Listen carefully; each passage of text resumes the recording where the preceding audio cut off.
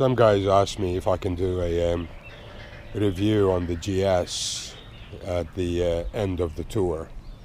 Now, I came to this bike with no preconception. I mean, I rode one for half a day in London, and I thought it's a good bike. It took a bit of time for it to click in, for me to understand it, and that's in the traffic of London.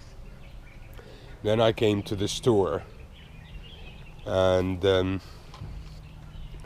type of roads that we rode on were high-speed tarmac, high-speed gravel, technical bits, deep sand, soft sand, fesh, what we call, and it just took it in its stride. And remember, I was 2 up, and I'm calling it the incredible bike. It just does everything, and it just doesn't want to fall over. You put it in enduro mode, it will do all the enduro stuff that you would expect it to. Yes, it would struggle at narrow, low speed, sandy tracks because you need to build up speed, and it's a bit heavy for that, but it does it. I mean, we did it. In the fast stuff, it just keeps on going, man. It's incredible, and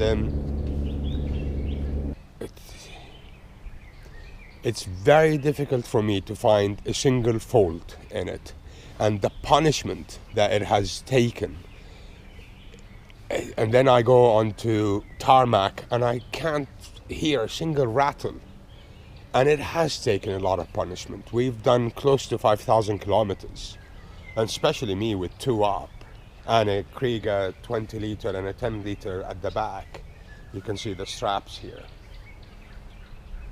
With Mrs. RJ at the back, one of the guys was saying yesterday, if there was a race for a 2 up, you will win it easy. And I was saying, no, it wasn't me. It was Mrs. RJ being relaxed. So as the pillion is being relaxed, you don't actually feel that pillion because they are moving with the bike. So they become part of the bike, and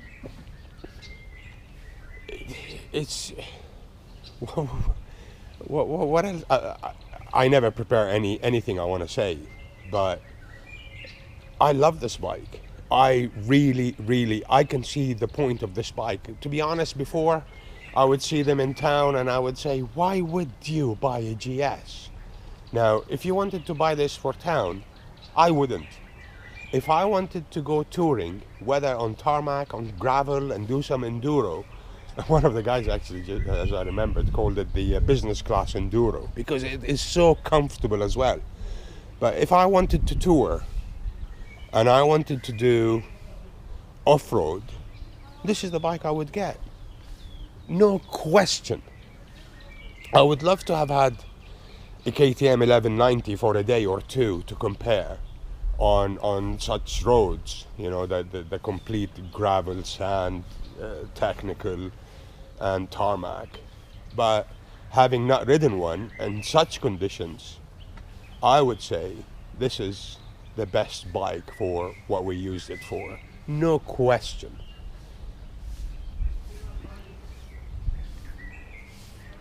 I mean, look at it.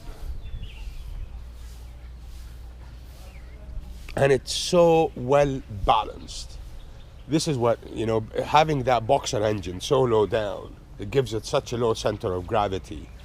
You hit the sand and you just, as my favorite word, I was telling one of the guys, gun it. And it just tracks and gets you out of trouble so many times. I had 2 close calls, and Mrs. RJ would say, oh, well done, that was incredible how you controlled it. And I would say, that was mostly the bike.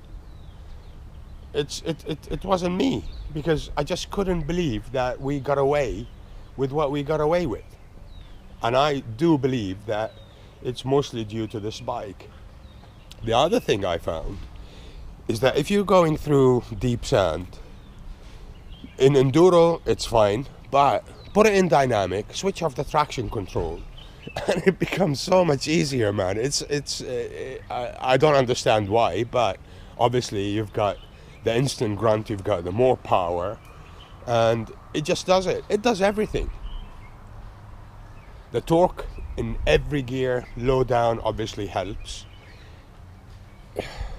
I love this bike. It really did a great job. I mean, look at them all here. Isn't this a great sight? And thankfully we had a couple of offs. One with one guy broken collarbone, but he's still with us because he can go in the cars. And I can honestly say every single one of these guys is my brother now. It was a great tour, and I will dearly miss it. And the guys at Moto Aventura, or I prefer to call them Moto Adventures, if you want to do a tour, go with them. Everything is so well organized. You just show up, everything is done for you. Any problem on the bike, which by the way, we didn't have a single mechanical problem. The only problems we had are tires, back tires. Everything is done for you. They are really, I mean, I've done tours with other guys, they are the best. No question.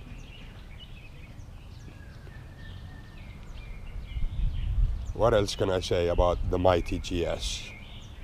Everything you read about, any criticism you heard about the GS, I don't think is justified. And if you have a GS, or you have a mate with a GS, or you're thinking about getting a GS, put some knobbly tires on it. And there is Mr. Tommy. We're gonna do an interview, Tommy. I'm gonna finish this. We're gonna do the interview, but I'm gonna finish this first. Yeah.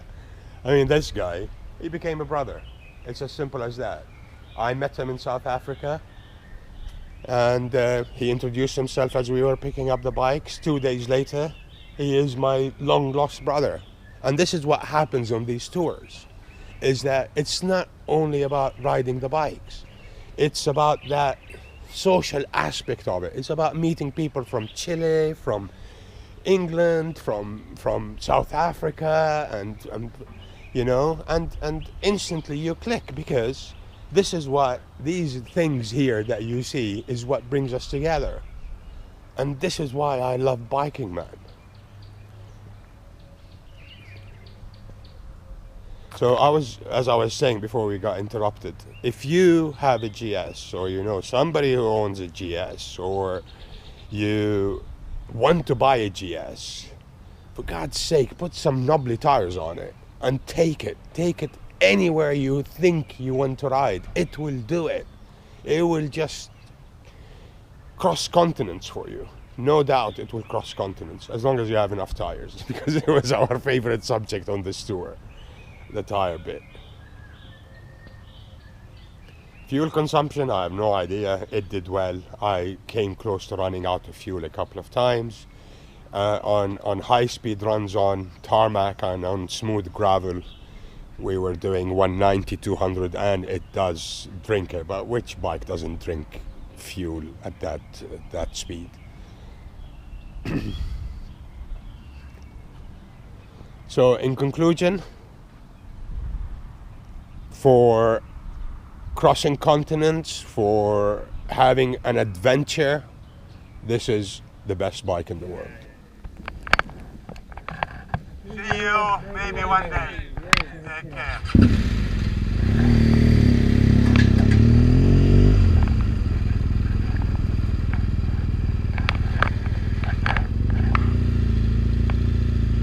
I don't want to give it back. I don't want to give it back.